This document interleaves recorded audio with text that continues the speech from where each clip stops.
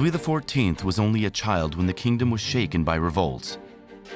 It was only in 1652 that Regent Anne of Austria and her son were able to enter the capital. They moved into the Louvre, which was a highly fortified palace, but not necessarily a very comfortable one. The first renovations therefore consisted of providing a bit more comfort for the king and his mother. In the small gallery on the ground floor, the Queen had an apartment put in, with 6 rather sumptuous rooms. A few years later, Louis XIV, now 23 years old, had a reception hall built upstairs. Charles Lebrun, Louis XIV's chief painter, would decorate thousands of square meters of vaults, and to do so, he would gather a team of specialized painters and sculptors to create a grand décor. The theme of the decor was the sun god Apollo, which glorified the figure of Louis XIV. For us today, the association of Louis XIV with the sun seems perfectly natural. Nevertheless, you have to realize that it was developed at the beginning of Louis XIV's reign, right at the time when this decor was being created, essentially at the Louvre. The expansion projects continued. Inside as well as outside, the palace looked less and less like the plans of the medieval Louvre. The surface area of the small cour carrée grew considerably, reaching beyond the base perimeter of the original fortress foundations. By 1665, 3 of the 4 sides of the new chateau surrounded the huge 14,000 square meter courtyard. The east wing still had to be built, and it was the most important, since it would contain the entrance to the palace. Today you enter the Louvre from the west. The pyramid is in the Cour Napoleon. But in Louis XIV's time, that was the side with the kitchens. The main facade was the one looking out at Paris. Thus he wanted to develop the most beautiful facade one could imagine for the greatest monarch in Europe gazing out at his city. What would come to be a masterpiece of French classicism began by triggering a battle of architects. To ensure the best possible project, Colbert, Louis XIV's Minister of Arts, consulted numerous French as well as foreign architects. To start, he chose the most famous European artist of the day, which was Bernini. Bernini made several proposals. He came to France to get his project started, and he laid the first stone. But as soon as he left, everything ground to a halt. Everything stopped because the project didn't seem convincing enough to Colbert. He felt it wasn't adapted to French standards. The project that was finally settled upon was the colonnade, designed by a consortium of French architects consisting of Charles Lebrun, Claude Perrault, and Louis Levaux. Levaux and Perrault composed a classical facade that was extremely sober, extremely elegant, and particularly immense, with a colonnade that joined 2 floors. And 2 floors at the Louvre Palace was already quite large. It was an act worthy of the Sun King. The large facade, stretching nearly 175 meters long, is structured by Corinthian columns 13 meters high. Despite the monumental entrance, Louis XIV chose to move to Versailles, leaving the Louvre half-finished. Certain walls lacked floors and ceilings. When the king moved out in 1682, only the Tuileries had been completed. The question then arose what to do with the palace when the king no longer comes to visit.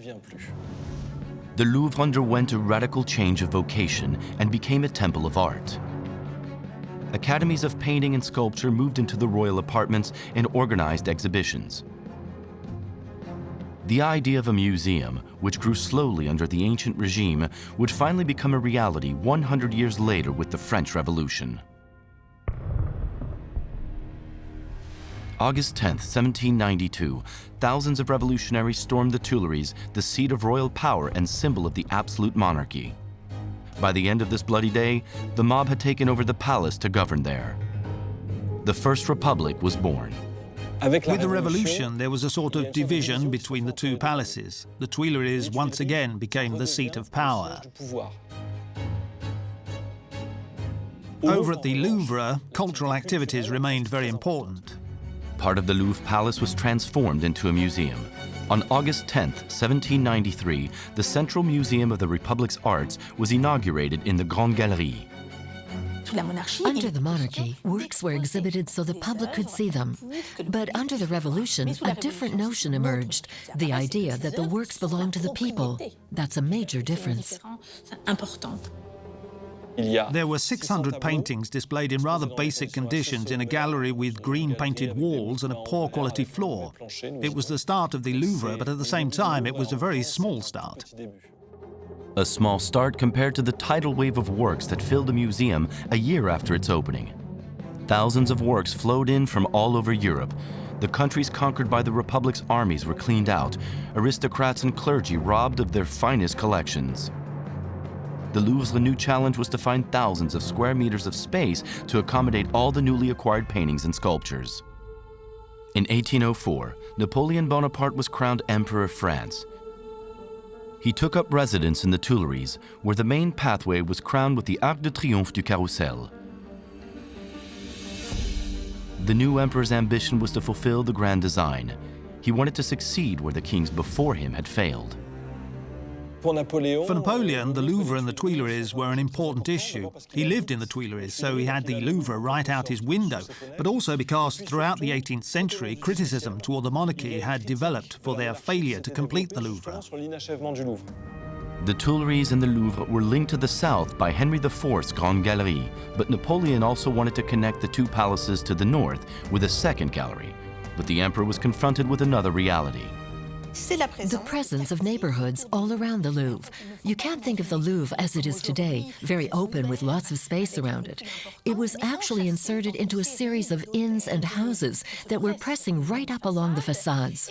And when Napoleon arrived, he really decided to fit into this palace. Napoleon I began major construction work and demolished numerous houses in order to build his North Gallery. Starting in 1807, a first half was built, measuring 200 meters. In the Cour Carrée, the work that had stopped under Louis XIV was finally completed. Ceilings were finally put in and the facades were ornately sculpted. The work carried out at the beginning of the 19th century would have a major impact on the architectural history of the palace. Napoleon's architects Percier and Fontaine came up with a new style, neoclassicism, which would inspire many of their successors.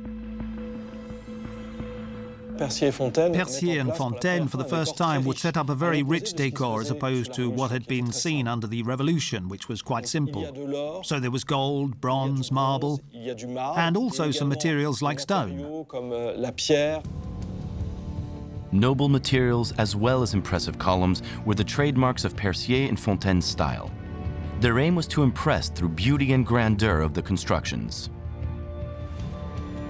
And it was no coincidence that Napoleon I decided to celebrate his second wedding in the Grande Galerie, newly renovated by his architects. It was a long path for the wedding procession to walk down through the Grande Galerie. We can see during the wedding the close ties between the collections, the museum, and the life of the empire and the emperor. The museum was enhanced by the emperor's conquests, and Napoleon could stage himself in this artistic decor. At the time, the Mona Lisa was already a resident.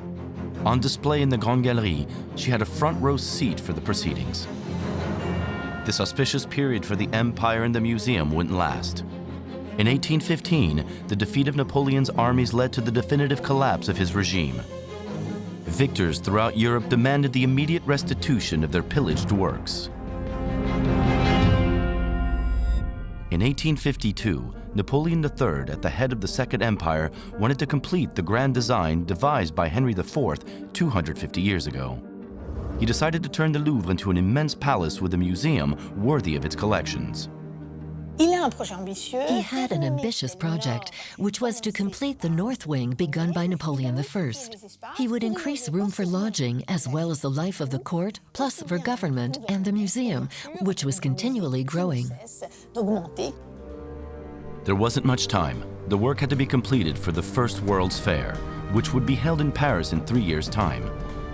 To meet the challenge, the emperor entrusted the work to architects Visconti, then Le Fuel. He would succeed where others had failed. What made this possible was France's great economic health at the time, and also the new industrialization of architecture, which made it possible to manage a huge work site. With the arrival of the railroad, for the first time stones for the Louvre were brought in from a more distant quarry, in Lorraine. 3,000 workers toiled round the clock in shifts 7 days a week to build the final pieces of the puzzle. The two palaces that had been erected in a totally independent and separate manner, because of the densely developed Paris districts between them, would finally be joined. And that was a small miracle. The final houses were demolished and 2 wings were built. The Louvre was a complete enclosure. In its center, a large courtyard, the Cour Napoleon. Like his predecessors, architect Le Fuel had to integrate his new Louvre into the architecture of past centuries. While the bulk of the work was completed in 1855, they now had to fill out the additional 21,000 square meters. Le Fuel began his Herculean task with the construction of monumental staircases. The Mullion staircase, the Daru staircase, which was greatly modified later on. Stairs that were meant for movement, but also as places of display with a highly original decor. The stairway served the sumptuous reception halls of his State Department, as well as the 132 rooms of the museum, decorated and outfitted to receive the greatest masterpieces. As for Le Fuel, one could take issue with his decorative load, but he always perfectly mastered the very large scale of the Louvre. At the Louvre, the first floor is 10 meters high. That's 8 times the height of a room in a fine chateau or Parisian private mansion. It's absolutely gigantic. By adding these final rooms to the ensemble, Napoleon III created a vast palatial domain of 210,000 square meters. But fate had something else in store for the Louvre. No sooner was it completed in 1871 than a huge intentional fire destroyed the Tuileries Palace, leaving the Louvre gazing out at an immense 25-hectare garden.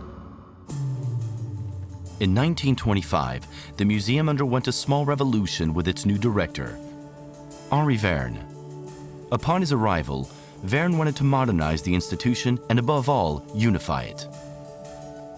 Until that time, the Louvre Museum was actually the Louvre Museums in the plural. We would talk about the Egyptian Museum, the Assyrian Museum, the Painting Museum. It had been individualized to the point where there were several separate entrances. Henri Verne created underground passageways so visitors could move from wing to wing without having to leave the museum. A more fluid path where the collections were also better organized by theme and chronological order. Henri Verne was also the time when electricity was installed in the palace. One of his concerns was that people who worked during the day could also come to the Louvre and enjoy it and learn from it. Though Verne's plan was interrupted during World War II, it would remain forever engraved in people's minds. The Grand Louvre project, launched by François Mitterrand and Jacques Lang, really crystallized a particular moment. The political desire to join up with a history that was underway. As with every transformation for the past 8 centuries, the renovations for the Grand Louvre project promised to provide quite a challenge. The goal was to once more give the museum an entrance and edifice worthy of its collections. The Louvre, an enormous museum in the making, with the complex architecture of a palatial domain built over 800 years. That's what Ieoh Ming Pei inherited in the 1980s when he proposed to build a pyramid right in the middle of the Cour Napoleon. The Louvre pyramid had to conserve a perception of the Louvre Palace in its whole, whereas it's a contemporary work. That was a rather delicate exercise. A new battle awaited the architect, a technological one. The pyramid had to be completely transparent. No such structure had ever been built before. Everything had to be invented from scratch, starting with the glass, comprised of 673 panels. We were looking for glass that was like the glass that is used when you make a wine glass or when you make spectacles. That's called white glass. But it was not available in any quantity for what we needed. Transparency was a real challenge, since glass naturally has a slight green tint, a color produced by the iron content in sand, the main component of glass. My father said, I cannot have that green color. I don't want the facades of the Louvre be distorted by any color at all. To satisfy Pei's dreams of grandeur and beauty, the Saint-Gobain glass manufacturer reduced the iron content, But there was a problem. Their traditional gas furnaces weren't adapted. The 1500 degrees centigrade temperature was too high for this new, more transparent glass. We had to use a different process. We heated the glass with electricity. That gave us more control over the temperature and heat diffusion inside the furnace. In April 1986, after a year and a half of research, Saint-Gobain presented the glass fresh from their new electric furnace. The life-sized sample was put on display in the Cour Napoleon, in the very spot where the pyramid was to stand. It worked, and the order was approved. Another challenge awaited the manufacturer: production.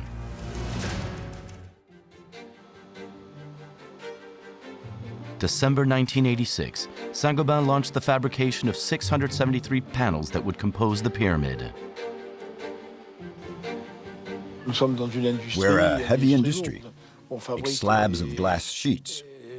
But here we were asked to provide individual units, finished units, fashioned like in silversmithery. To satisfy the architect's high demands, workers scrutinized the 3,800 square meters of glass.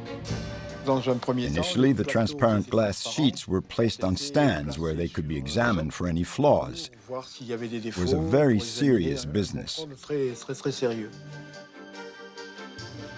The glass sheets were then cut into rhombus-shaped segments of 3 by 1.9 meters, then glued together 2 by 2 with a light plastic film to create a double glazing.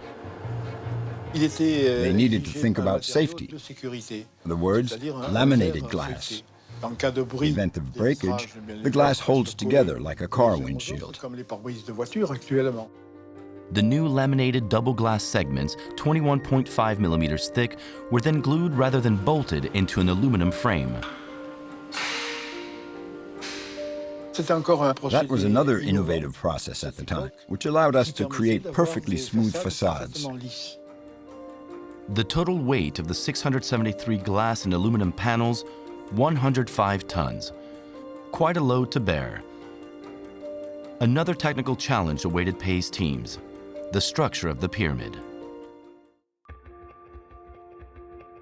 Pei didn't want his pyramid to obstruct the view of the Louvre Palace. Though the extra transparent glass helped with this, he also had to think of the structure of the glass walls. We had to innovate, because the structure of the pyramid is a totally innovative structure that had not existed before. Pei's team settled on a framework made of stainless steel, a quintessential light yet solid material. There were conventional ways to do the pyramid structure, but they would have made it look like a prison. Big iron beams crisscrossing together. And we looked at a space frame.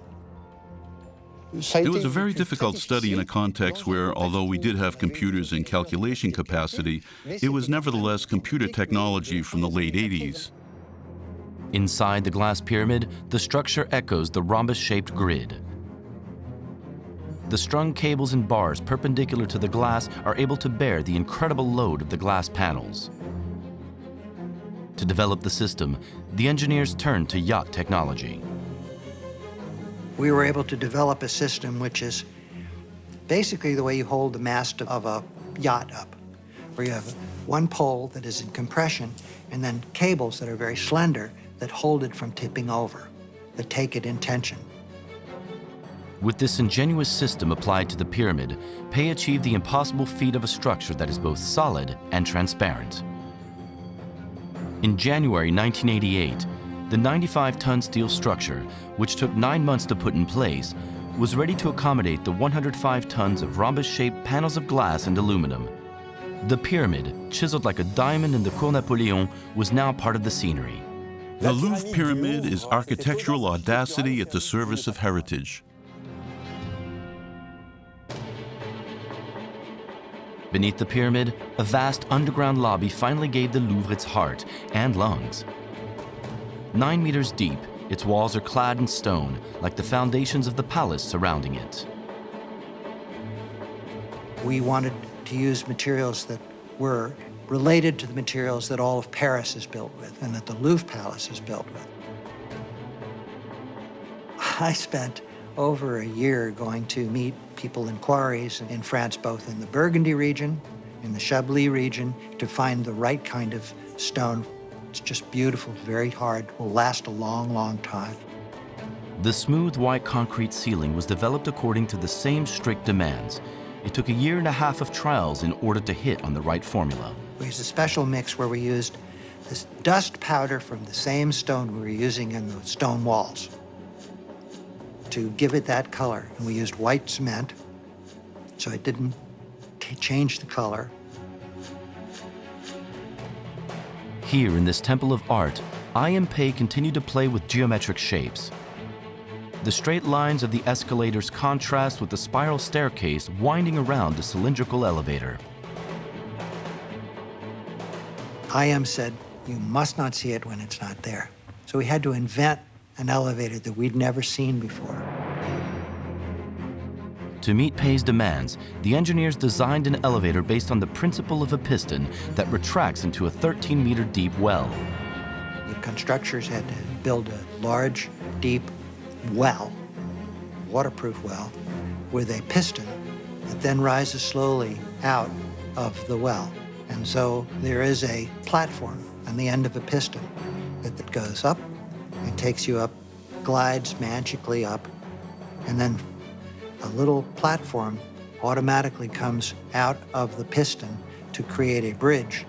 That was a tour de force. When the elevator is all the way up, it fills the central space of the staircase, but when the platform goes back down to the lobby, it disappears entirely. Decked out in all its finery, the Louvre Pyramid opens its doors on March 29, 1989. It was nice because the criticism, there were still some people probably who didn't want to see it there, but it was there and people were liking it. And I felt strongly about this, that the pyramid should be sensed that it was a shelter over something more important. While the glass pyramid had become the emblematic symbol of the Grand Louvre, the transformation of the palace was not yet complete. A major renovation awaited the architects, the development of the Richelieu wing with its 49,000 square meters. An area previously devoted to the Ministry of Finance and not adapted to a museum space in the least. It had always been used for administration, so there were mezzanine offices with a height of just 3 meters. Museum rooms need to be 6, 7, or 8 meters high. The building was transformed from 7 levels into 4 large stories. The construction site was spectacular. It was an exceptionally huge work site. We gutted the building of the Richelieu wing, keeping only the exterior facades. It's one single volume. We broke all the floors. Only Napoleon III's apartments were conserved. Everything else had to be rebuilt, a custom design in keeping with the artworks to be displayed here. The former ministry courtyard was transformed into a sculpture gallery, and many levels of terraces were created. The space was covered with a glass canopy that let natural light in while protecting the artworks. We needed to develop a thin framework so the sculptures wouldn't be hacked up by shadows when there was sun. By using relatively thin cables and tubes, the shadows created are very slight and vague. They don't ruin the view of the sculptures. In all, 165 new rooms were created. To move from floor to floor, Pei imposed, like his predecessors, his own modern-day stairway, the Richelieu escalator. To make sure that they didn't look too much like escalators in a supermarket, we placed them between 2 stone walls, created a space with direct overhead natural lighting. It's an architectural element, not merely an element for moving about. The inauguration of the Richelieu wing in 1993 did not mark the end of the renovations. The Grand Louvre continued its extension below the Carousel Gardens with the creation of a parking lot and a shopping center. The centerpiece of the new development, the inverted pyramid. The pyramid is a geometrical form adapted to loads and weightlessness. But an inverted pyramid doesn't rest on the ground. Unlike the pyramid of the entrance, where the glass is supported, here the glass is suspended. The glass needs to be held, otherwise it falls. The construction of the Grand Louvre also involved the development of the Tuileries Gardens, the restoration of 11 hectares of facades, the renovation of the Louvre School, and the Decorative Arts Museum. Two institutions independent from the Louvre Museum, but which have also kept traces of architecture from the former palaces. The Grand Louvre is an extraordinary operation which for 15 years could have been perceived, or at least by myself as a young architect perceived it, at one time as a completion. But not at all. The Grand Louvre has already been extended. And of the 360,000 square meters of floor space that make up the Louvre Palace, the museum still has quite a few spots in need of renovation. The Louvre, an indisputable site of historical interest. Within these walls, 800 years of French history, but also 800 years of architecture and art history. From the infrastructures of the original fortifications to the glass pyramid, we have the complete synthesis of technical and ornamental expertise of French architecture. An open book. In its quest for space and fluidity, the museum has dug tunnels, knocked down walls, and recovered entire portions of the palace. A largely successful gamble, yet an insufficient one. Pei's Louvre was designed for 5 million visitors, but in no time we were up to 10. What will it be in 15 years? 25 million? More challenges for the Louvre of the 21st century and new transformations in view. I think that the Louvre will continually change. The changes will never stop.